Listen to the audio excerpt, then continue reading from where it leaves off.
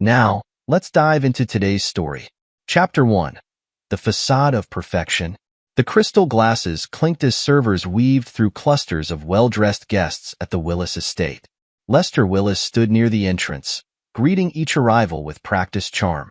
His dark eyes missed nothing, cataloging every interaction while maintaining an expression of genuine warmth.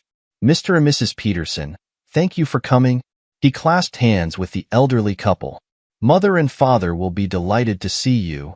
Patricia Bryant, his sister, approached from behind. "Still no sign of Celeste?" "She'll be here," Lester replied, his voice carrying no trace of concern. "She wouldn't miss this." As if summoned by their conversation, the front doors opened again. Celeste Willis stepped in, her designer dress making a statement that screamed success. Behind her, Clinton Walker followed too closely, his hand lingering on her lower back a moment too long. Lester's jaw tightened imperceptibly. "Darling," he called out, striding forward to kiss his wife's cheek. "I was beginning to worry." "Traffic was horrible," Celeste said dismissively. "Clinton offered to drive me when my car wouldn't start." "How fortunate." Lester turned to Clinton, extending his hand. "Thank you for ensuring my wife's safe arrival." Clinton's grip was firm, challenging. "Anything for my best associate. The firm would fall apart without her." "Indeed." Lester's smile remained fixed as he guided them toward the main hall. "Father's been asking about you, Celeste. Shall we?" The grand hall buzzed with conversation and laughter. Norman Haas, Lester's father, dominated one corner, regaling guests with military stories. His weathered face lit up at their approach. "There's my daughter-in-law." Norman's booming voice carried across the room. "Finally decided to grace us with your presence?" Celeste's laugh held a sharp edge. "Sorry, Norman. Some of us have to work for a living." The surrounding guests shifted uncomfortably. Norman's expression darkened, but Lester smoothly intervened. "Mother's looking for you, father." "Something about the champagne toast?" As Norman moved away, Clinton leaned closer to Celeste. "We should review the Maxwell brief before Monday." "Always working," Lester commented. "Surely business can wait one evening?" "That's why you'll never understand our world, dear." Celeste's voice dripped condescension. "Some of us have ambitions beyond playing host." Patricia's hand gripped her wine glass so tightly her knuckles whitened. But Lester merely raised an eyebrow. "Want to bet?" The simple question carried weight that made Celeste pause. Something in his tone triggered a warning bell she quickly dismissed. Throughout dinner, the pattern continued. Celeste alternated between ignoring Lester and making subtle digs at his career choices. Clinton encouraged her behavior with knowing smirks and quiet chuckles. "Remember when Lester thought he'd make partner at Stanford and Reed?" Celeste's voice carried down the table. "Thank goodness he realized corporate law was beyond his capabilities. Some of us prefer to build rather than destroy," Lester responded mildly, cutting into his steak. "Is that what you call your little consulting business?" Clinton interjected. "Building? Everyone needs a hobby," Celeste added with a laugh. Mrs. Chun, seated nearby, watched the exchange with narrowed eyes. She lived next door to the Willis family for 15 years and had never seen Lester so calm in the face of disrespect. After dinner, guests dispersed throughout the house. Lester excused himself and retreated to his study, closing the door with deliberate care. He pulled out his phone and dialed a number from memory. "It's time," he said when the line connected. "Yes, everything we discussed. Start with the electronic surveillance, then move to phase 2. He paused, listening. "No mistakes. I want everything documented." In the master bedroom, Celeste stood before the mirror, removing her jewelry. The diamonds caught the light, reminding her of her success. She'd earned this, the career, the status, the freedom to pursue what she wanted. "You're being cruel to him," Clinton said from the doorway. "He needs to understand I've outgrown him." Celeste shrugged. "Besides, what can he do? He's too proper, too concerned with appearances to make a scene." Clinton moved behind her, hands sliding around her waist. "You're sure about that? Please." She turned to face him. "I know my husband. He'll accept whatever settlement we offer just to avoid embarrassment." Meanwhile, Patricia cornered Lester in the hallway. "What's going on?" I've never seen you take that kind of abuse without reaction. You're assuming I'm not reacting. Lester straightened his cuffs. Sometimes the best response is to wait. Wait for what? His smile held no warmth. For them to dig their own graves. The party wound down near midnight. As guests departed, Mrs. Chin lingered, watching Celeste say goodbye to Clinton through her car window. Mr. Willis, she called softly. You should know, it's not just tonight. There have been visitors. Late at night when you're away.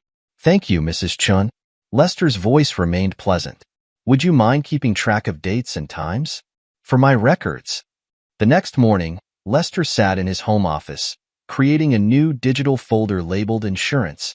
Into it went photos from the security cameras he'd installed months ago, email screenshots, bank statements, and GPS tracking data from Celeste's car. A new email notification popped up, the first seeds of his plan taking root. He'd created a convincing trail suggesting Clinton was grooming Celeste's younger colleague, Laura, for her position. Now he just had to ensure Celeste accidentally discovered it. Let the games begin, he murmured, hitting send on an anonymous tip to Celeste's personal email. The pieces were in motion. Lester leaned back, contemplating his next moves. He'd built his reputation on being reasonable, controlled, proper. Nobody, not even Celeste, suspected the ruthlessness that lay beneath that carefully maintained facade. They would learn. Chapter 2. The Unraveling Truth. Celeste Willis stormed through the law firm's corridors, her heels striking the marble with staccato precision. Junior associates scrambled to avoid her path, recognizing the signs of impending destruction. She slammed her office door hard enough to rattle the nameplate. Celeste Willis, senior partner. Laura, she barked into the intercom. My office. Now. Laura Wilcox appeared moments later, tablet in hand. Yes, Mrs. Willis? Explain this. Celeste thrust her phone forward, displaying the anonymous email. Why is Clinton reviewing your case files? He asked to see the Harrison merger documentation. Laura's confusion seemed genuine. Said it was standard procedure. Standard procedure? Celeste's laugh held no humor. Since when does the managing partner personally review associate work? I assumed you knew. Get out. Celeste's voice could have frozen flame. And Laura? If I find out you're playing games, your career won't survive the week. As Laura fled, Clinton Walker observed from his corner office. His lips curved in amusement as he watched Celeste's increasingly erratic behavior. She was making this almost too easy. Across town, Lester sat across from Matt Aldrich in a private room at the Metropolitan Club. The private investigator pushed a thick folder across the table. You were right, Matt said. Clinton's got a gambling problem. Underground poker games, sports betting, the works.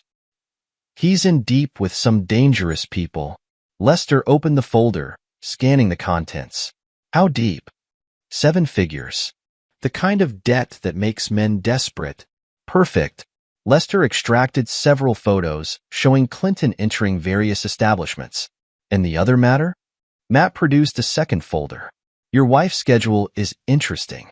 She's not just meeting Clinton at the apartment. There are others. Document everything. Lester's voice remained steady.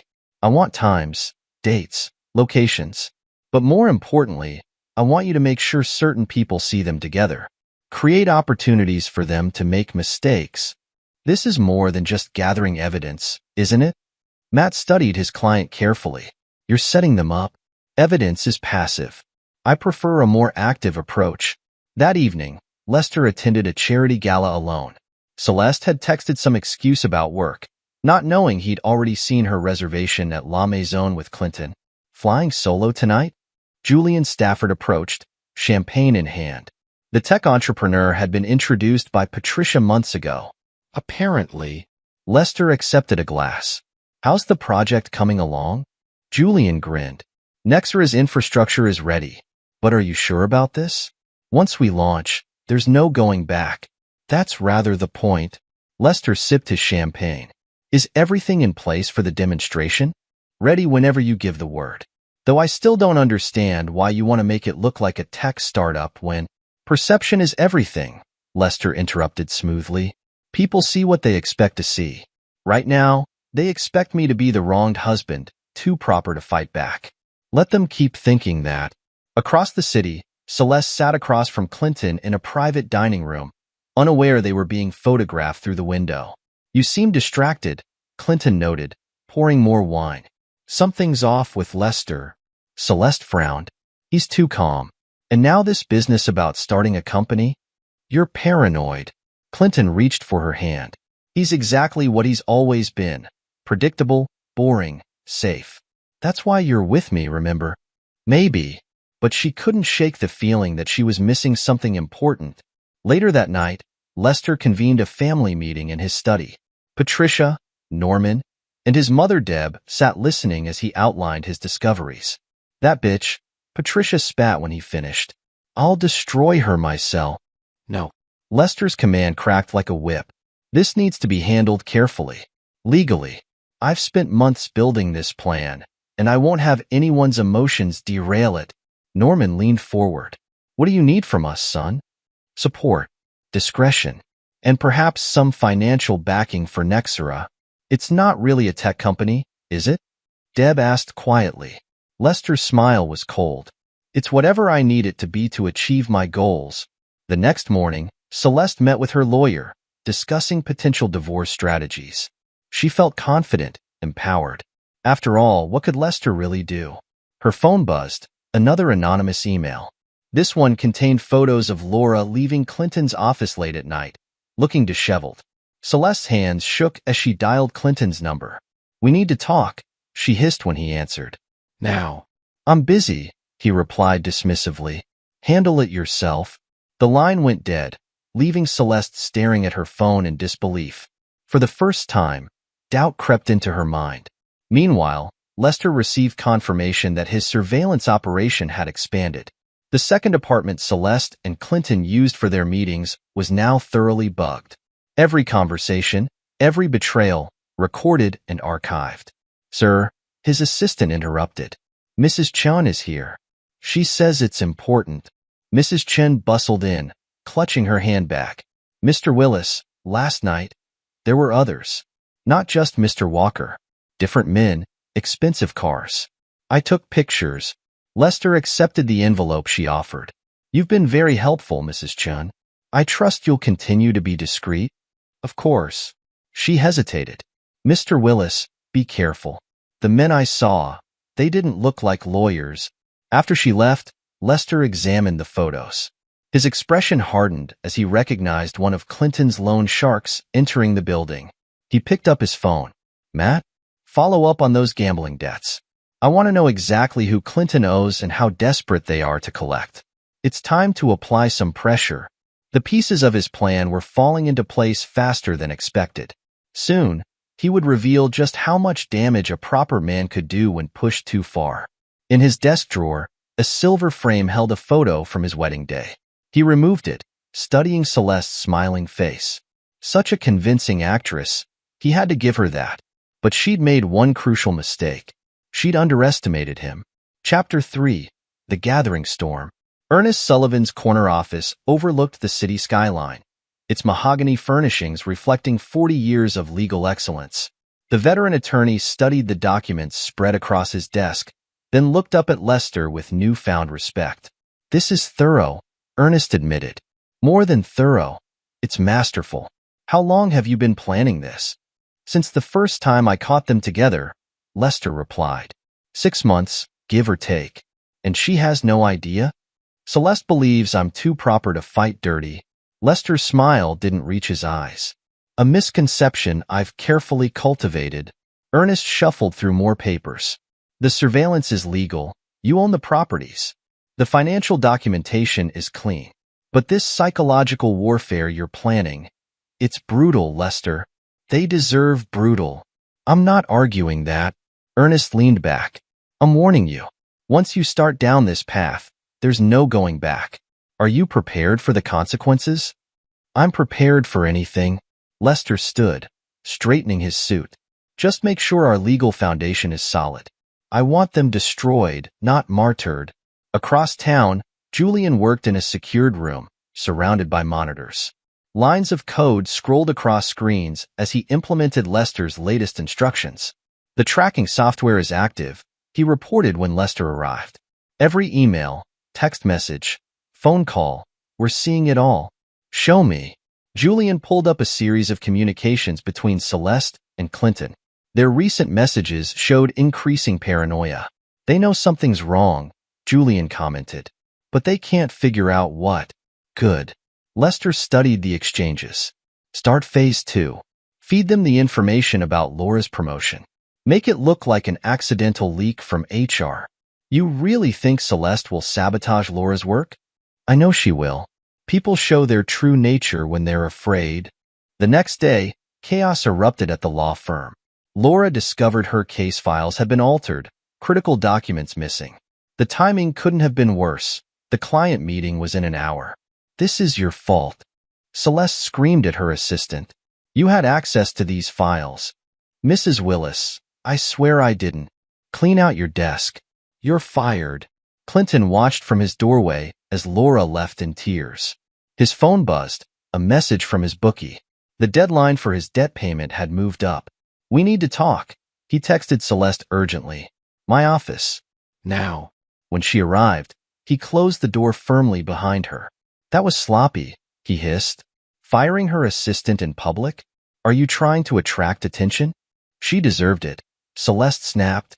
Someone's been tampering with our files and You have no proof. Clinton ran a hand through his hair. And now we have a disgruntled ex-employee who might start talking.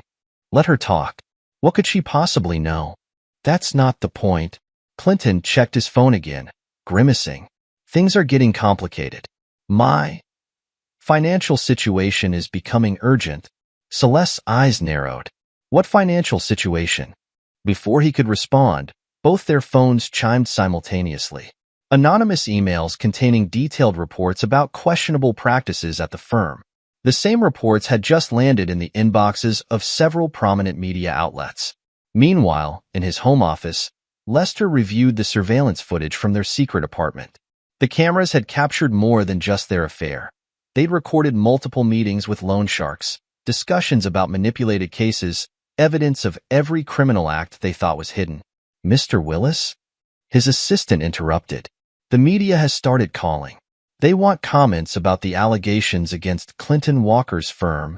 No comment at this time, Lester replied smoothly. But make sure Patricia knows to expect reporters at her house. She knows what to say. Patricia had already begun her part of the plan, carefully sharing concerns about Celeste's recent behavior with mutual friends. The whispers spread through their social circle, subtle at first, then growing louder. That evening, Lester invited Ernest over to review their progress. The media attention is perfect timing, Ernest noted, examining recent news alerts. It puts pressure on them just as Clinton's gambling debts come due. Speaking of which, Lester pulled up a document on his laptop. I had Julian trace Clinton's recent transactions. He's been borrowing from one loan shark to pay another. Dangerous game. One he's about to lose. Lester's expression remained neutral.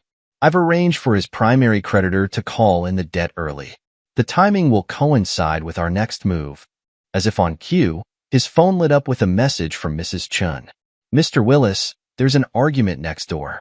Very loud. Should I call someone? Lester checked his surveillance feed. Celeste and Clinton were indeed fighting, their voices carrying through the apartment walls. How could you be so stupid? Celeste's voice cracked with fury. Gambling? With loan sharks? Don't act so superior, Clinton snarled back. Where do you think the money for your designer wardrobe came from? Those weren't all legitimate bonuses. You promised me. I promised you success. Power. Did you really care how I delivered it? Their argument continued, each accusation captured perfectly by Lester's recording devices. He smiled slightly, turning to Ernest. And that, counselor, is what we call an admission of guilt. Later that night, Lester reviewed his next steps. The foundation was laid, surveillance in place, evidence gathered, witnesses prepared. Now came the real psychological warfare. He opened his laptop and began typing. Dear valued clients of Walker and Associates. The letter, exposing just enough of Clinton's misdeeds to raise serious concerns, would reach thousands of inboxes by morning. In their bedroom, Celeste paced nervously, her perfect world crumbling around her. Her phone kept buzzing with messages from friends canceling plans, colleagues asking awkward questions about the media reports. She glanced at Lester's side of the bed, still perfectly made. He'd moved into the guest room weeks ago, citing late work calls. She'd been relieved then, seeing it as a sign of his passive acceptance. Now she wondered if she'd misread everything about her husband. The chapter closed with storm clouds gathering, both literal and metaphorical. Lester's carefully orchestrated plan was moving into its final phase, while Celeste and Clinton remained unaware of just how completely they'd been outmaneuvered. In his study, Lester raised a glass to the wedding photo he'd turned face down on his desk. "Here's to underestimating me, darling," he murmured. "Your last mistake." Chapter 4. The First Strikes. Crystal chandeliers sparkled above the gathered elite at the Nexera Gala. Lester Willis stood at the entrance of the grand ballroom at the Riverside Hotel, greeting Silicon Valley's finest with practiced ease. His dark suit, custom-tailored, projected power and success. "Mr. Zhao, welcome." He shook hands with the venture capitalist. "I believe you know Clinton Walker?" Clinton stepped forward, his usual confidence slightly strained. "James, good to see you. Interesting partnership you've got brewing," Zhao commented. "Tech and law, unusual combination. The future is all about innovation," Lester replied smoothly. "Wouldn't you agree, Clinton?" Before Clinton could respond, Celeste appeared at his side. Her designer dress couldn't quite hide the tension in her shoulders. "Darling," she addressed Lester with false warmth. "The Times reporter is asking about the partnership announcement." "Perfect timing." Lester gestured to the stage. "Shall we?" The ballroom hummed with anticipation as Lester took the podium. Cameras flashed while reporters readied their notebooks. Clinton and Celeste stood near the front, both wearing practiced smiles that masked their growing unease. "Ladies and gentlemen," Lester began, his voice commanding attention. "Tonight marks the beginning of a revolutionary partnership. Nexera's cutting-edge technology, combined with Walker and Associates' legal expertise, will transform how we handle sensitive data."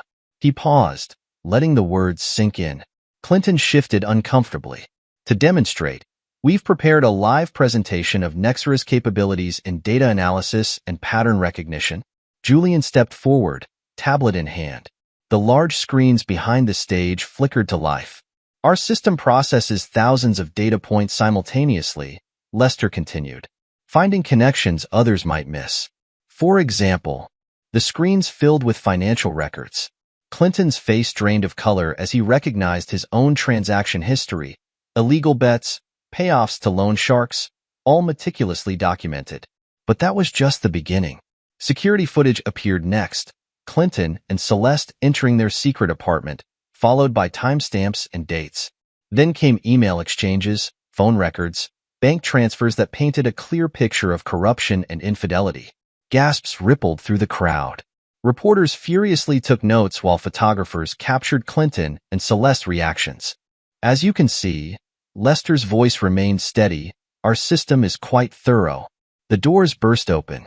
3 men in expensive suits strode in, Clinton's loan sharks, right on schedule. "Walker," the leader shouted. "Time's up. Where's our money?"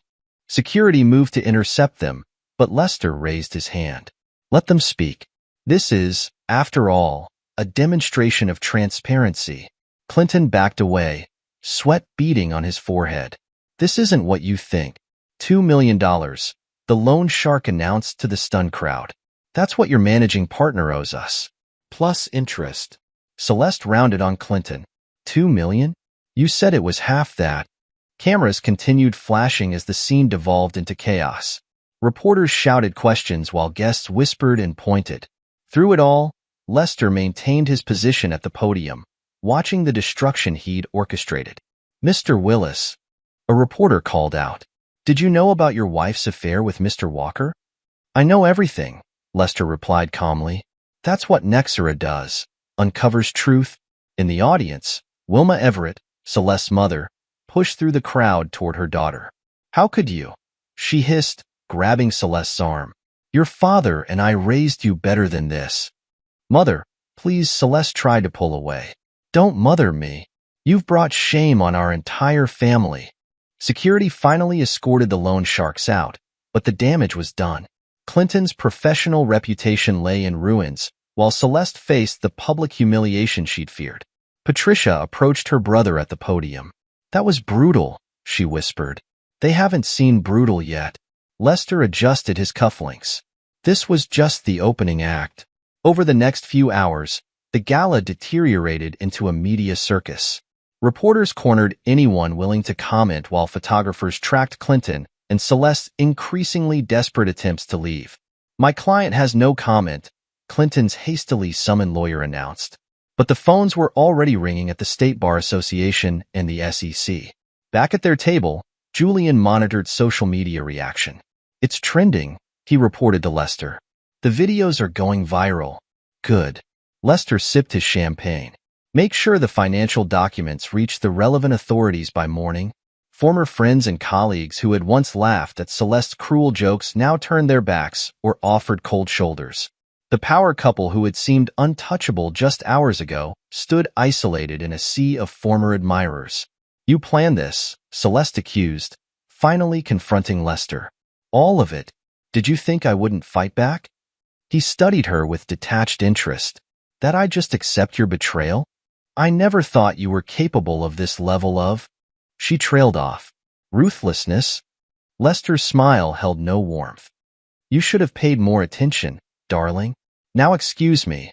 I believe several major news outlets are waiting for interviews. As he walked away, Clinton grabbed Celeste's arm. We need damage control. Call your PR team. My PR team just quit, she snapped. Along with half our clients, I expect. This is your fault. If you had just handled your gambling debt. My gambling funded your lifestyle. Clinton hissed. Those designer clothes, the vacations. Where did you think the money came from? Their argument attracted more cameras, more whispers. Lester watched from across the room, satisfaction evident in his posture. Ernest Sullivan appeared at his side. The SEC will open an investigation by morning. The evidence is too public to ignore now. And the State Bar Association? Already reviewing the footage.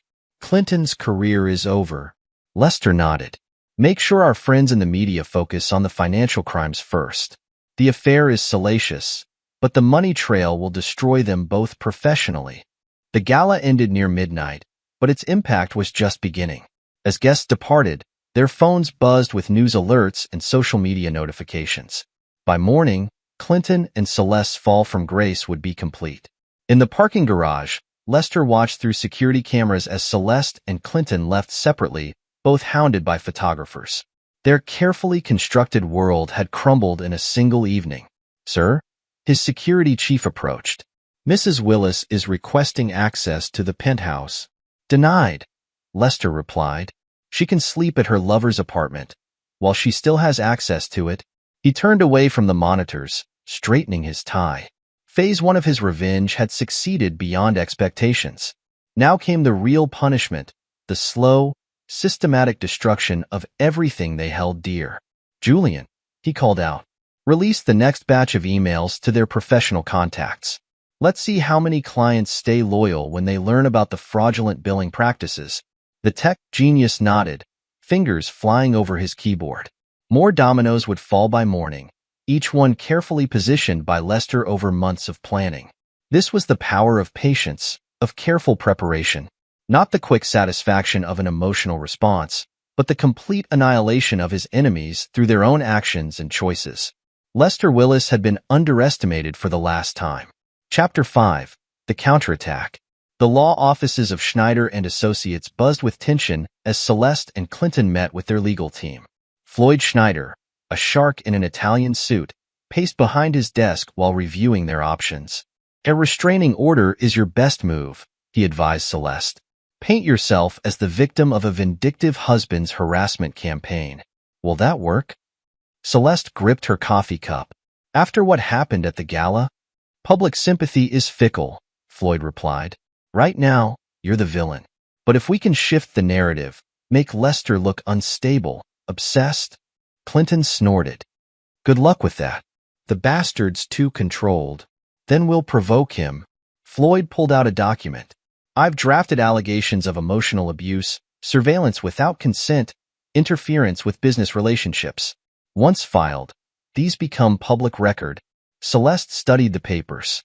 He'll fight back. Let him. Floyd's grin showed teeth. Each response gives us more ammunition. Across town, Lester received news of the restraining order with calm amusement. Ernest Sullivan read the allegations aloud in his office. They're desperate, Ernest concluded. These claims won't hold up. They're not meant to. Lester stood by the window. It's a PR move, nothing more. And exactly what I expected. You want them to fight back? I want them to think they have a chance. Lester turned. The harder they struggle, the more evidence they create. Julian? The tech expert looked up from his laptop. Ready when you are. Release the first batch of Clinton's case histories. Focus on the ones where evidence was altered or misplaced. Within hours, legal blogs lit up with analysis of Clinton Walker's past victories. Anonymous sources provided documentation showing patterns of suspicious behavior, crucial evidence vanishing, witnesses changing testimony, judges receiving unusual payments. Clinton's phone rang nonstop as reporters sought comments. His own legal team struggled to contain the damage. They're going through all my old cases, he raged at Celeste. How did he get these files? The same way he got everything else, she snapped. He's been planning this for months, while we thought he was harmless. Their argument carried through the thin walls of Clinton's condo. On the street below, Matt Aldrich recorded everything, adding to Lester's growing collection of evidence. The next blow came from Celeste's family. Her siblings publicly denounced her actions, sharing stories of Lester's kindness and generosity over the years. Each interview twisted the knife deeper. How could you do this to him? Her sister demanded during a confrontation at their parents' house. After everything he did for this family? You don't understand, Celeste protested. He's not who you think. No, her father interrupted. You're not who we thought. The rejection stung worse than the public humiliation. Celeste retreated to her temporary apartment, only to find news vans parked outside. Her phone buzzed with another alert. More damaging revelations about her work at the firm. Meanwhile, Lester's surveillance operation expanded. Hidden cameras captured Clinton's increasingly frantic meetings with loan sharks and desperate attempts to secure new funding. His assets are frozen, Julian reported. Bank accounts, investment portfolios, everything. The SEC moved faster than expected. And Celeste? Joint accounts are locked down. She tried accessing her private account this morning, but Julian smiled. Let's just say those transfers she authorized weren't exactly legitimate. Lester nodded in satisfaction. The financial stranglehold was just beginning. Their professional isolation deepened as former colleagues distanced themselves. Law firms across the city refused their calls. Clients demanded explanations for questionable billing practices exposed in leaked emails. Clinton attempted to fight back by leaking dirt on Lester's past cases. The effort backfired spectacularly when Julian's team traced the leaks directly to Clinton's devices. Add witness tampering to the charges, Lester instructed Ernest. And make sure the Bar Association sees the evidence. The pressure began showing in their public appearances. Celeste's polished facade cracked during a disastrous interview attempt. Clinton was photographed screaming at a reporter who ambushed him outside his building. Their united front started crumbling under the strain. During a strategy meeting with their legal team, the tension finally exploded. This is your fault. Celeste hurled her phone at Clinton. Your gambling, your dirty deals. You dragged me into this. My deals. Clinton laughed bitterly. Who demanded the bigger office, the designer wardrobe? Who pushed for corner cutting to climb the ladder faster? Floyd Schneider watched the exchange with growing concern. His own reputation was suffering by association. In his home office, Lester reviewed footage of their meltdown with cold satisfaction. Patricia sat beside him, shaking her head at the display. They're self-destructing faster than expected, she noted. People show their true nature under pressure. Lester closed the laptop. How are things proceeding with the witness? Thompson's ready to talk. Clinton's former associate.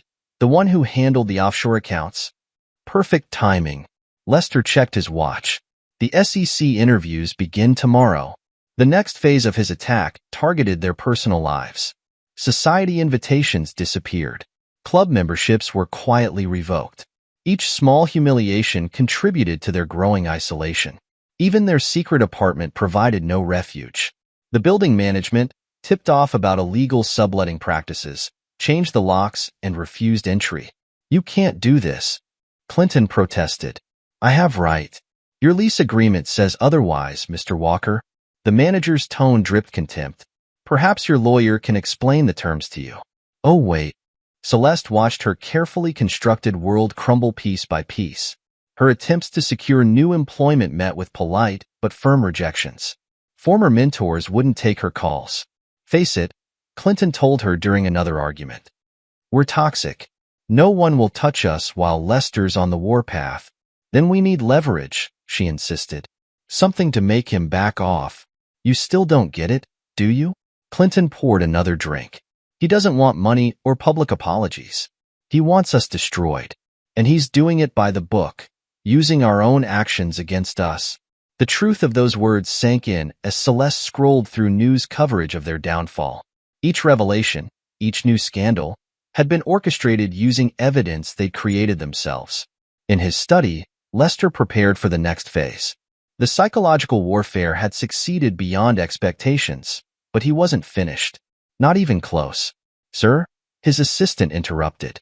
"The SEC investigators are here." Lester straightened his tie.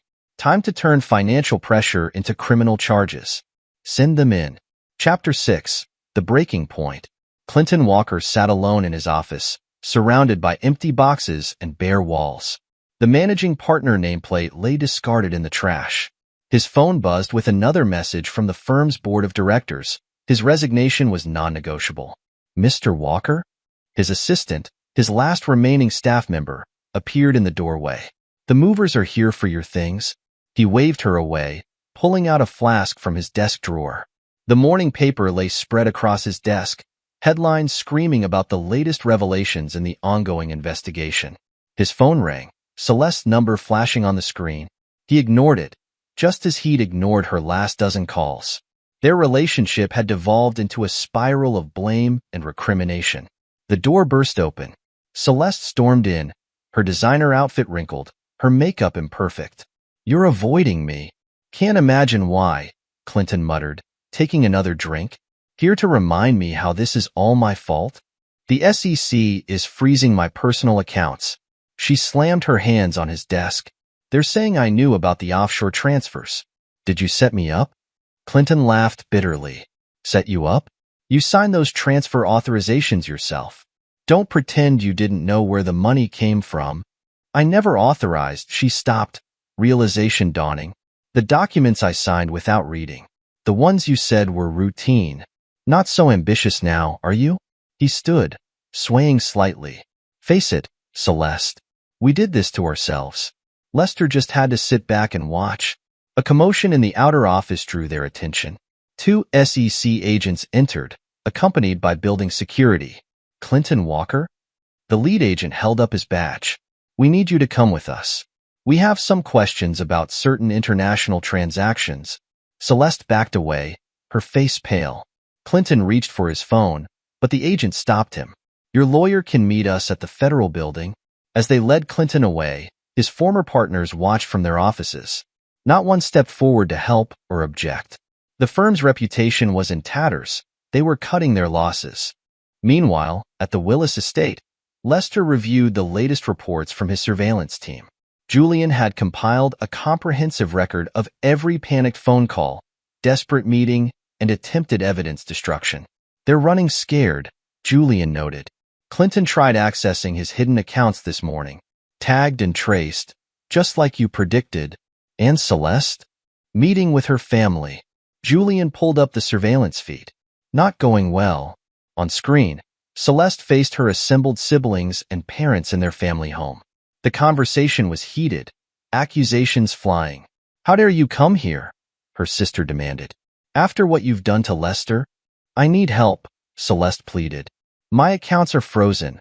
My credit cards cancel." "And whose fault is that?" Her father's voice carried decades of disappointment. You chose this path, Celeste. You chose to betray a good man for what? Money? Status? You don't understand. Clinton manipulated me. Stop lying. Her mother's sharp voice cut through the excuses. We've seen the evidence. The emails, the bank transfers. You knew exactly what you were doing. Celeste's composure cracked. Where am I supposed to go? What am I supposed to do? Perhaps you should have thought of that before. Her father turned away. We raised you better than this. Back in his study, Lester closed the laptop. The family confrontation would push Celeste closer to the edge, making her next moves more desperate, more likely to incriminate herself further. Patricia entered, carrying fresh intelligence. Clinton's being questioned by federal agents. His lawyer quit. Seems the retainer check bounced. Perfect timing. Lester checked his watch. Has he mentioned the offshore accounts yet? No, but he will. The gambling debts are due tomorrow, and his loan sharks aren't known for their patience. Their conversation was interrupted by an urgent call from Ernest Sullivan. Celeste is trying to cut a deal, the lawyer reported. She's offering information about Clinton's illegal activities in exchange for immunity. Too late. Lester's voice held no mercy. Make sure the prosecutors see the evidence of her direct involvement first. She doesn't get to play victim now. The next few hours brought a cascade of developments. Clinton, faced with mounting evidence and no legal representation, began to crack under questioning. His desperate attempts to shift blame only implicated him further. Celeste, learning of Clinton's interrogation, made her own fatal mistake. She rushed to their secret apartment, trying to retrieve incriminating documents they'd hidden there. Sir? Julian's urgent voice came through Lester's phone. She's accessing the hidden safe. All cameras active. Record everything, Lester commanded. And alert our friends in law enforcement about a possible destruction of evidence in progress. Federal agents arrived just as Celeste finished shredding documents. The arrest was handled quietly, but photos still leaked to the press. The final humiliation of a woman who had prized her public image above all else. In his holding cell, Clinton received news of Celeste's arrest with resigned defeat. Everything they'd built, all their careful plans and power plays, had crumbled in the face of Lester's systematic destruction. I never thought he had it in him, Clinton muttered to his new lawyer, a public defender assigned to his case. He seemed so proper. That was your mistake. The lawyer closed his case file. You mistook good manners for weakness. The day ended with both Celeste and Clinton in custody, their reputations destroyed, their careers in ruins. Federal investigators worked late into the night, piecing together the complex web of financial fraud and professional misconduct they'd uncovered. In his home office, Lester raised a glass to the surveillance screens showing his wife and her lover in separate interrogation rooms. His revenge had been precise, methodical, and completely legal, using their own actions and choices to orchestrate their downfall. What now? Patricia asked, watching her brother's satisfied expression. Now? Lester set down his glass. Now they learn the true cost of betrayal. Act 2 concluded with the pieces of Lester's revenge falling perfectly into place. His enemies were trapped by their own corruption, their attempts at escape only tightening the noose he'd placed around their necks. But for Lester Willis, this wasn't the end. It was merely the completion of another phase in his carefully orchestrated plan for vengeance. Chapter 7. The Legal Showdown. Roberto Nolan's conference room buzzed with focused energy as the legal team prepared for trial. Documents covered the massive table, financial records, surveillance transcripts, witness statements. Each piece of evidence represented another nail in Clinton and Celeste's coffin. The prosecution's ready to move, Roberto informed Lester, who stood examining a timeline of events. They're pushing for maximum sentences on all charges. Good. Lester pointed to a specific document. Make sure they understand the scope of the financial fraud. This wasn't just about embezzlement. They manipulated cases, falsified evidence. The SEC investigators are particularly interested in these offshore accounts. Roberto held up a thick folder. Celeste's signatures on these transfers. She can't claim ignorance. Their discussion paused as Patricia entered, carrying fresh intelligence. Clinton's new lawyer is trying to negotiate a plea deal. He's offering to testify against Celeste. Desperate move. Lester's lips curved slightly. How's she taking the betrayal? Not well. Patricia pulled up a video on her tablet. This was recorded an hour ago in the detention center. The footage showed Celeste lunging at Clinton during a supervised meeting, screaming about loyalty and promises. Guards had to physically separate them. Perfect. Lester straightened his tie. Make sure the prosecutors see that footage. It undermines their attempts to present a united front. The courthouse steps swarmed with reporters the next morning. Lester navigated through them with practiced ease, ignoring questions about his wife's infidelity. Inside, the prosecution team waited with District Attorney Sarah Chun. Mr. Willis. Sarah gestured to a private conference room. We've reviewed the additional evidence you provided. The pattern of corruption is staggering. I trust you'll make appropriate use of it. Oh, we intend to. She spread photos across the table. Surveillance shots of Clinton meeting loan sharks, Celeste accepting bribes, both of them destroying evidence. Your documentation is impeccable. The courtroom filled quickly. Mrs. Chin sat in the front row, her presence a reminder of how this all began. She nodded at Lester, satisfaction evident in her expression. Floyd Schneider, Celeste's expensive lawyer, tried projecting confidence as he arranged his defense materials. But his hands shook slightly. He knew what was coming. Clinton's public defender looked overwhelmed, drowning in boxes of financial records. His client sat slumped at the defense table, designer suit replaced by prison orange. Judge Marcus Harrison entered, his reputation for handling white-collar crime preceding him. Are all parties ready to proceed? The prosecution's opening statement painted a devastating picture. Sarah Chin wove together threads of corruption, greed, and betrayal into a tapestry of criminal enterprise. The evidence will show, she concluded, that the defendants engaged in a systematic pattern of fraud, abuse of power, and obstruction of justice. Their actions destroyed lives, undermined our legal system, and betrayed every principle of professional ethics. Floyd attempted damage control in his opening, portraying Celeste as a victim of manipulation. My client was drawn into Mr. Walker's schemes gradually, Your Honor. She trusted the wrong person. Objection. Clinton's defender jumped up. Counsel is attempting to shift blame to my client without evidence. Sustained. Judge Harrison's gaze narrowed. Mr. Schneider, confine your statements to your own client's defense. The prosecution's case unfolded. Former colleagues testified about altered documents and missing evidence. Financial experts traced the complex web of illegal transactions. Each witness added another layer of damning testimony. The transfers always happened late at night.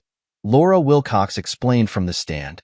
Mrs. Willis would stay after hours, accessing files she shouldn't have had clearance to view. Celeste's face tightened with each revelation. Her attempts to maintain composure cracked further when Mrs. Chun took the stand. I saw them. The elderly neighbor testified firmly. Meeting at odd hours, exchanging documents in the parking garage. When I mentioned it to Mr. Willis, he asked me to keep watching. To document everything. And did you? Sarah Chin prompted. Oh yes. Mrs. Chin's smile held satisfaction. I took pictures, noted dates and times. Mr. Willis wasn't the only one they underestimated. The cross-examination backfired spectacularly. Floyd's attempts to discredit Mrs. Chin only highlighted her attention to detail and credibility as a witness. During a recess, Lester observed his wife's increasingly desperate whispers to her lawyer. She kept glancing his way, perhaps finally understanding the depth of his preparation. Your wife's looking for a deal, Roberto murmured. The prosecutor's office says she's offering full cooperation. Too late. Lester's voice held no emotion. The evidence speaks for itself now. The afternoon brought Clinton's former bookie to the stand. His testimony about gambling debts and threatening collection tactics drew gasps from the gallery. Mr. Walker owed over $2 million, the bookie stated. He started manipulating case outcomes to pay us back. Said he had a golden goose at the firm. Someone who'd help him access whatever funds he needed. Clinton slumped further in his chair, while Celeste's face flushed with anger. Their carefully constructed alliance crumbled with each new witness.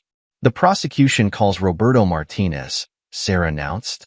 The former IT specialist from Walker and Associates approached the stand. His testimony about digital evidence, altered records, deleted files, unauthorized access, devastated the defense's remaining arguments. Mrs. Willis asked me to wipe certain drives, Martinez revealed. Said it was routine maintenance. But I kept backups, just in case. The day ended with both defendants looking shell-shocked. Their separate legal teams huddled in corners, desperately seeking strategies to counter the mountain of evidence. Tomorrow we present the surveillance footage, Sarah informed Lester. Are you prepared to testify about why you began monitoring their activities? I'm prepared for anything. His calm confidence unnerved her slightly. They chose their path. Now they faced the consequences. Back in his study that night, Lester reviewed his own testimony notes. Patricia brought him updates on the defendant's latest attempts at damage control. Celeste tried calling her family again, she reported. They refused to accept the calls. Clinton's ex-wife is giving interviews about his history of manipulation, everything proceeding exactly as planned. Lester closed his notebook. Tomorrow we end this. Legally, publicly, and completely. The chapter closed with Lester standing at his window, viewing the city lights. His revenge hadn't been quick or emotionally satisfying like physical violence might have been. Instead, he'd chosen the more brutal path, systematic destruction using the very system they tried to corrupt. Their own actions, properly documented and presented, would ensure their downfall. Lester Willis didn't need to throw a single punch to destroy his enemies. He simply had to show the world who they really were. Chapter 8. The Wheels of Justice. The jury filed into the courtroom after 3 days of deliberation. Their faces revealed nothing as Judge Harrison asked, "Has the jury reached a verdict?" The foreperson stood, holding a sheet of paper. "We have, Your Honor." Tension gripped the courtroom. Celeste gripped her lawyer's arm while Clinton stared straight ahead, already knowing what was coming. In the matter of criminal conspiracy and fraud, how do you find the defendant Clinton Walker? Guilty on all counts. A murmur rippled through the gallery. The foreperson continued, listing charge after charge. Guilty, guilty, guilty. And in the matter of criminal conspiracy and fraud, how do you find the defendant Celeste Willis? Another string of guilty verdicts. Celeste's composure finally shattered. She turned to look at Lester, who sat unmoved by her tears. Judge Harrison's voice cut through the whispers. The defendants will rise for sentencing. Clinton and Celeste stood, separated by their lawyers, but united in their downfall. The crimes you have committed represent a profound betrayal of trust, Harrison began. Not just of your spouse, Mr. Walker, or your husband, Mrs. Willis, but of our entire legal system. He shuffled through his notes. The evidence presented shows a pattern of deliberate, calculated corruption spanning years. You used your positions of trust to enrich yourselves at the expense of justice. Celeste tried to speak. Your Honor. Silence. Harrison's command cracked like a whip. You'll have time to reflect on your choices in federal prison. Clinton Walker, I sentence you to 15 years incarceration. Celeste Willis, 12 years. The judge continued listing fines, restitution amounts, and professional sanctions. By the time he finished, both defendants had been stripped of their law licenses and assets. Federal marshals approached to take them into custody. Clinton went quietly, but Celeste resisted. Lester, please, she called out. Don't let them do this. He stood, straightening his suit jacket. You did this to yourself, Celeste. I merely provided the evidence. As they led her away, asset forfeiture teams already moved to seize properties and accounts. The wheels of justice turned with ruthless efficiency, powered by the extensive documentation Lester had provided. Patricia found him in the courthouse corridor. The federal task force wants access to the rest of your files. They're expanding the investigation to other firms where Clinton worked. Give them everything. Lester checked his phone. The media's already reporting resignations at 3 different law firms. Former colleagues rushing to distance themselves. Outside, reporters swarmed the courthouse steps. Sarah Chun delivered a powerful statement about corruption and accountability while cameras flashed. Back at the Willis estate, Lester reviewed reports of asset seizures. Properties, cars, jewelry, Everything bought with illegal funds stripped away. Clinton's ex-wife called, Julian reported. She's claiming their divorce settlement came from embezzled money. Wants to cooperate with investigators. Send her to the task force. Lester signed another document.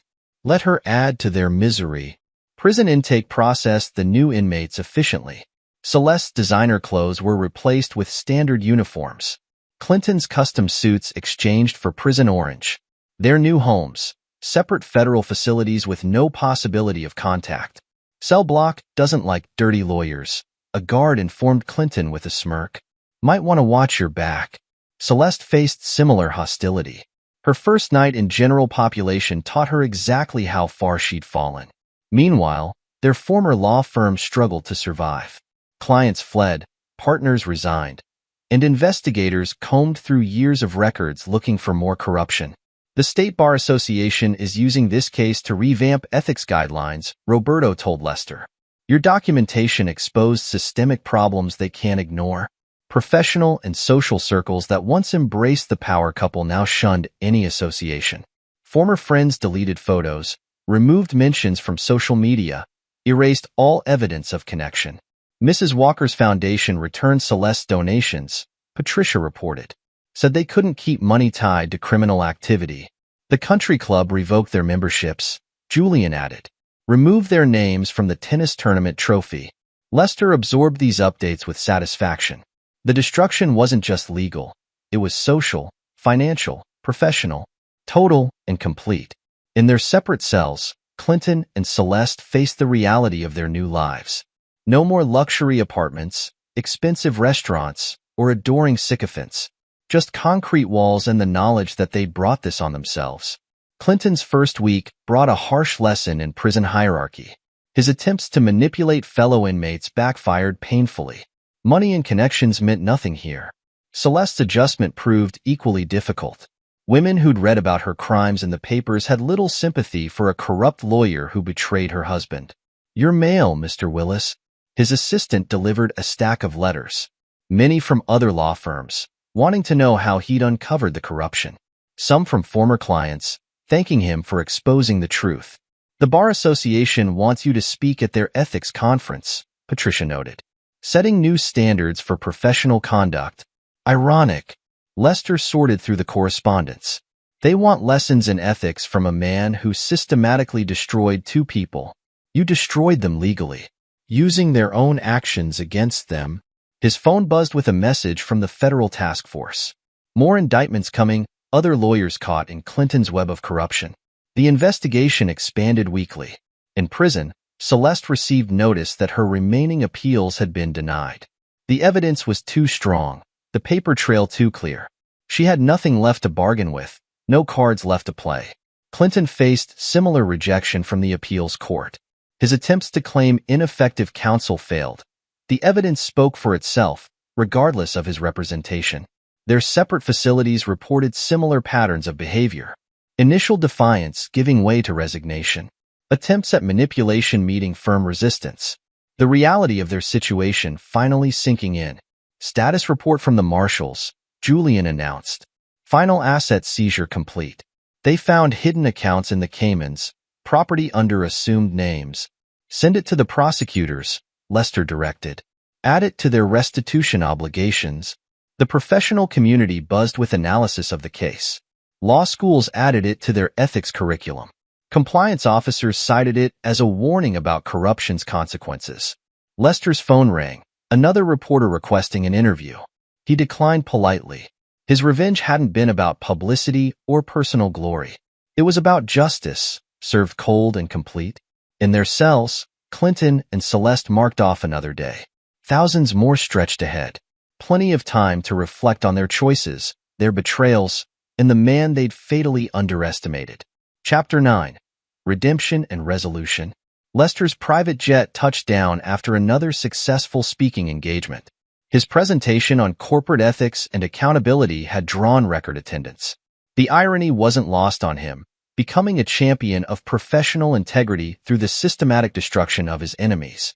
3 more requests this week, Patricia said, reviewing emails. The American Bar Association, 2 major universities. Everyone wants to hear how you expose the corruption. Book their high-level corporate ethics consultations, Lester replied. The ones that pay 6 figures. Direct the speaking fees to the foundation. The Willis Foundation for Professional Ethics had become a force in the legal community. Its mission, preventing corruption through education and oversight, carried extra weight given its founder's personal experience. The latest report from the prison system, Julian handed over a tablet. Interesting developments. Celeste had finally started attending counseling sessions. Her therapist reported genuine reflection on her choices, though Lester viewed such claims skeptically. Clinton, meanwhile, had stopped trying to manipulate fellow inmates, learned helplessness rather than real reform. The Foundation's new initiative launches next month, Patricia reminded him. Mentoring programs for young lawyers, ethics training for firms. You're scheduled to give the keynote. Make sure the press coverage emphasizes prevention over punishment. Lester straightened his cuffs. The goal is systemic change, not just catching wrongdoers.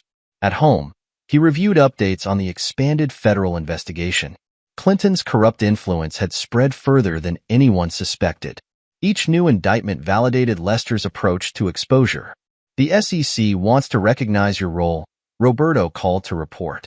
Some kind of civilian service award. Should I decline? Accept it. The foundation can use the publicity. His phone buzzed, another message from the prison chaplain. Celeste was requesting a visit, claiming she needed closure. He deleted it without response. Closure was a luxury she hadn't earned. Sir? His assistant interrupted. Maribel Bradley is here for your meeting. Maribel entered the office with confident grace. Her reputation in corporate restructuring matched Lester's own ruthless efficiency. Their recent collaborations had sparked interest in both professional and social circles. The Singapore merger looks promising, she said, taking a seat. Though their ethics compliance needs work. Most firms do. Lester pulled up the relevant files. That's where we come in. Their discussion flowed naturally between business and personal matters. Neither carried emotional baggage or hidden agendas, a refreshing change from his past. Patricia watched their interaction with approval. She's different, she commented later. Straightforward, professional. No games. No games, Lester agreed. No pretense. The foundation's influence grew weekly. Law firms sought their certification, corporations requested training programs. Lester's reputation for exposing corruption made his endorsement valuable. The new ethics oversight program launched today, Julian reported. 3 major firms already signed up. They're terrified of becoming the next Walker and Associates. Fear's an effective motivator. Lester reviewed the program metrics. But lasting change requires systemic overhaul. His phone lit up with a news alert. Clinton had attempted suicide in prison. The attempt failed, leaving him under psychiatric observation. Lester absorbed the information without reaction. Clinton's choices, Clinton's consequences. That evening, he visited his parents' graves. Norman and Deb Willis hadn't lived to see his complete victory, but they'd supported his quest for justice until the end. You'd be proud, he told their headstones. Not of the revenge, perhaps, but of rebuilding something better from the ruins. The next day brought a meeting with the SEC's task force. The investigation sparked by Clinton and Celeste's case had uncovered corruption networks across multiple firms. Your documentation methods are becoming standard procedure, the lead investigator said. Clean, legal, comprehensive. No chance for legal challenges. That's the point. Lester handed over more files. Justice through proper channels. No shortcuts. Back at his office, he found Maribel waiting with dinner and case files. Their working relationship had evolved naturally, built on mutual respect and shared values. The Tokyo firm requested our compliance package, she said between bites. Your reputation carries weight in Asian markets. They've seen the consequences of corruption. Lester studied the proposal and the benefits of preventing it. His phone buzzed again. Another deleted message from Celeste. Her attempts at contact grew more desperate as her isolation deepened. The few friends who'd stood by her initially had drifted away, leaving her truly alone. Mr. Willis? His assistant entered. Final numbers from the asset seizures. The restitution fund is ready for distribution. The money would help clients harmed by Walker and Associates corruption. Another piece of justice, properly served through legal channels. Lester's revenge had evolved beyond personal satisfaction. His systematic exposure of corruption had sparked genuine reform in the legal community. Firms scrambled to prove their ethical compliance, fearing his foundation's scrutiny. The next board meeting is Tuesday, Patricia reminded him. We're voting on expanding the oversight program. Good. Lester checked his calendar. Have Julian prepare the digital monitoring protocols. No firm gets certification without complete transparency. The foundation's headquarters rose sleek and modern, a testament to legitimate success built from the ashes of betrayal. Inside, young lawyers learned about ethics and accountability from someone who'd turned revenge into reform. His phone lit up, another news alert. Clinton had been transferred to a higher security facility after attempting to bribe a guard. Some people never learned. The day ended with Lester reviewing applications for the foundation's mentorship program. Each candidate underwent rigorous background checks. No one with questionable ethics made it through. Your next appointment's here, his assistant announced. The Harvard Law delegation. Lester straightened his tie, ready to share his story again. Not for publicity or pride, but as a warning about consequences. About justice served cold and complete through legitimate means. The revenge that had started as personal had become something larger. A movement for reform, a standard for accountability. His enemy's destruction had built something lasting, proof that justice could be brutal without breaking a single law. He glanced at the photo on his desk. Not the old wedding picture, but a new one showing the foundation's board. Success, power, and influence earned through integrity rather than corruption. Celeste and Clinton had chosen their path, believing him too proper to fight back. Their mistake was assuming proper meant weak. Lester Willis had proved that true strength lay in patience, precision, and unwavering commitment to destroying enemies through their own actions. The foundation would stand as his legacy, not just of revenge, but of reformation. A reminder that justice served cold could burn hotter than any emotional outburst. His phone buzzed one final time. Another desperate message from prison. He deleted it without reading, focusing instead on the future he'd built from his enemy's ruins. Some betrayals didn't deserve forgiveness. Some lessons had to be permanent. Epilogue. 10 years later. The Willis Foundation's headquarters dominated the Chicago skyline, its glass and steel structure reflecting the morning sun. Inside his top-floor office, Lester Willis reviewed the latest ethics compliance reports from major law firms across the country. At 55, his hair showed distinguished touches of gray, but his dark eyes retained their sharp, calculating intensity. The Anderson firm failed their audit, Julian reported, now the foundation's chief technology officer. His sophisticated monitoring systems had become the industry standard for detecting legal and financial misconduct. Same patterns we saw with Walker and Associates. Hidden accounts, altered documentation, shut them down. Lester's command carried the same authority it had a decade ago. Full exposure protocol. Alert the relevant authorities. Already done. Julian pulled up detailed documentation on his tablet. The SEC task force is standing by. We've preserved the evidence chain just like you taught us. The foundation's influence had grown beyond anyone's expectations. What began as an instrument of revenge had evolved into the most respected ethics watchdog in the legal profession. Law firms feared their audits more than federal investigations. Patricia entered, carrying fresh intelligence about their latest target. At 60, she'd become the foundation's executive director, turning her protective instincts toward preventing others from suffering her brother's betrayal. "Remember Laura Wilcox?" she asked, settling into a chair. "Celeste's former associate? She's made partner at Reynolds and Shaw. Clean record, perfect ethics compliance. Seems she learned from watching her old boss's downfall. Good." Lester signed off on another audit report. "How's the prison outreach program progressing?" "Expanding to 3 more facilities next month. Though neither of our special cases participates." Clinton Walker remained in federal prison, serving year 12 of his 15-year sentence. His attempt at early release had been denied. The foundation's testimony about his continued attempts to manipulate the system carrying significant weight. Celeste occupied a cell in a different federal facility. 10 years had stripped away her designer pretensions. Prison therapy had forced her to confront her choices, though true redemption remained elusive. Her last appeal had been rejected 6 months ago. Mrs. Chin's daughter called. Patricia continued.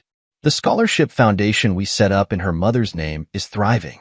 20 law students this year, all committed to ethical practice. Mrs. Chun had passed away 5 years earlier, but her legacy lived on. Her meticulous documentation of Celeste's misconduct had become a case study in the Foundation's training programs. The Harvard Law Symposium wants you to deliver the keynote again, Julian added. Topic: Long-term impact of corporate ethics reform. Your stories become required reading in their professional ethics course. Lester checked his calendar.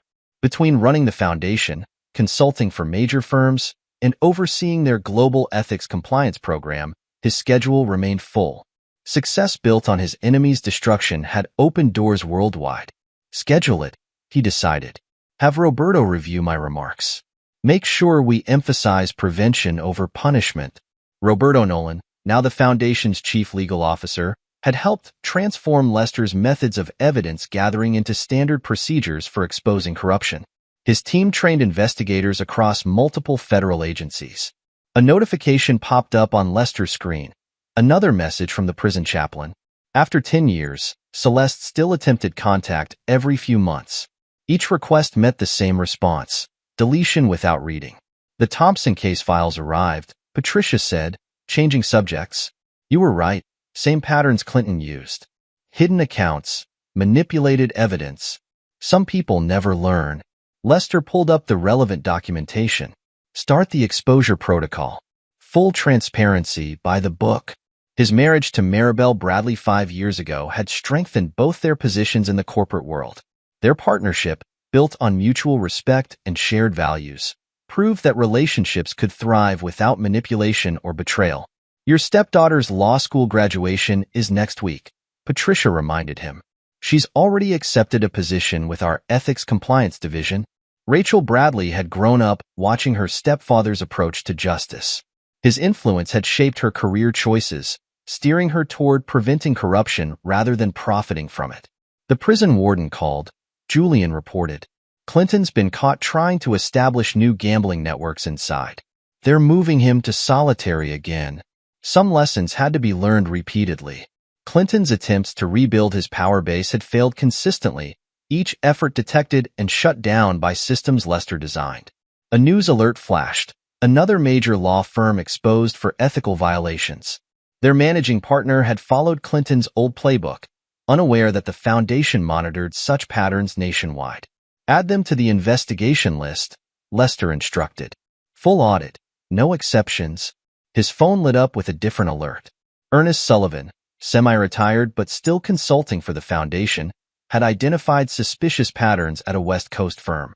The corruption Clinton introduced into the legal system continued spreading, but now faced systematic opposition. Your 4 o'clock is here, his assistant announced. The SEC Oversight Committee. These quarterly meetings had become routine. Federal agencies relied on the Foundation's detection methods and training programs. Lester's reputation for exposing corruption through legitimate channels made him their most valuable civilian partner. Mr. Willis? A young associate appeared in his doorway. The Tokyo office sent their compliance report. They've identified 3 firms showing red flags. The Foundation's international expansion had accelerated as other countries recognized the value of their oversight methods. Corruption knew no borders, but neither did justice properly served. Later that evening, Lester reviewed footage from the prison's latest interview with Celeste. A decade of incarceration had changed her physically, but her attempts at manipulation remained transparent. I just want to apologize, she told the interviewer. To make amends. Lester closed the file without finishing. Some betrayals didn't deserve forgiveness. Some consequences had to be permanent. His phone buzzed. Maribel, asking about dinner plans. Their relationship proved that success and power could coexist with integrity. No games, no hidden agendas, just mutual respect and shared principles. The Foundation's annual report is ready for review, Patricia said, dropping a thick folder on his desk. Profits up 30%. Our ethics certification programs become mandatory for major firms. The document detailed their global impact, thousands of lawyers trained, hundreds of corruption schemes exposed, millions in stolen funds recovered. Revenge had built something lasting. Rachel's thesis committee approved her proposal, Julian added. She's expanding your detection algorithms to cover international banking networks. The next generation would carry forward his methods, his principles. The lesson that justice served cold burned hotter than emotional vengeance. A message from the prison psychiatric unit reported Clinton's latest suicide attempt, his third in 10 years. Like the others, it failed. His psychiatric evaluation revealed a man broken by the consequences of his own choices. The Anderson firm's managing partners are being arrested, Patricia reported, watching news coverage on her tablet. They followed the same patterns we documented with Clinton. Made the same mistakes. Their mistakes, Lester noted, are solutions. The foundation's headquarters buzzed with activity as teams monitored law firms worldwide. Technology Julian developed tracked suspicious patterns. Training programs Roberto designed taught prevention. Patricia's oversight ensured compliance. Each component built on lessons learned during Lester's campaign of revenge. Each success validated his approach to destroying enemies through their own actions. The Prison Review Board denied Celeste's latest appeal, Julian mentioned, cited continued failure to show genuine remorse. Some changes were cosmetic, others fundamental. Celeste's prison counselors reported surface-level compliance without deep understanding. She learned to fake rehabilitation but never truly accepted responsibility. The FBI's requesting our assistance, Patricia said. Major corruption investigation on the East Coast. Same patterns Clinton established, spread through multiple firms. His influence had poisoned the legal system for years before exposure. The foundation now worked to identify and eliminate such corruption networks before they could spread. Lester's phone buzzed again, Rachel asking for advice on her thesis methodology. The next generation would have better tools, better training, better ethical foundations. His legacy would outlive his revenge. Your next appointment's here, his assistant announced. The International Oversight Committee. He straightened his tie, ready to share his story again. Not for sympathy or glory, but as proof that justice served through legitimate channels could be more devastating than any act of violence. The view from his office showed a city transformed by his influence. Law firms operated under strict ethical guidelines. Corrupt practices faced systematic exposure. Power balanced with accountability. His revenge had evolved beyond personal satisfaction into lasting reform. The foundation stood as proof that destroying enemies through their own actions could build something valuable. The day ended with Lester reviewing applications for their next ethics training program. Each candidate underwent rigorous screening. No one with questionable history made it through. 10 years had proven his methods effective. Justice served cold, through legitimate channels, had changed the legal profession more fundamentally than any emotional response could have achieved. His phone lit up one final time. Another desperate message from prison. He deleted it without reading, focusing instead on the future he'd built from his enemy's destruction. Some betrayals warranted permanent consequences. Some lessons had to last forever. The foundation would stand as his legacy, not just of revenge, but of reformation. A reminder that true power lay in patience, precision, and unwavering commitment to destroying corruption through legitimate means. In their separate cells, Clinton and Celeste marked another day of their sentences. Their influence had faded, their power crumbled, their names becoming cautionary tales in ethics classes nationwide. Lester Willis had proved that proper didn't mean weak. His systematic destruction of enemies had built something lasting, proof that justice served cold could reshape entire industries. The foundation's lights burned late into the night, teams monitoring firms worldwide. The next generation of lawyers learned his methods, carried forward his principles. Revenge had created a legacy of reform. His enemies' destruction had been complete, but their downfall had built something greater. Justice served through legitimate channels had transformed personal vengeance into lasting change. The lesson endured. Some betrayals didn't deserve forgiveness. Some consequences had to be permanent. And justice served cold could burn hotter than any act of revenge.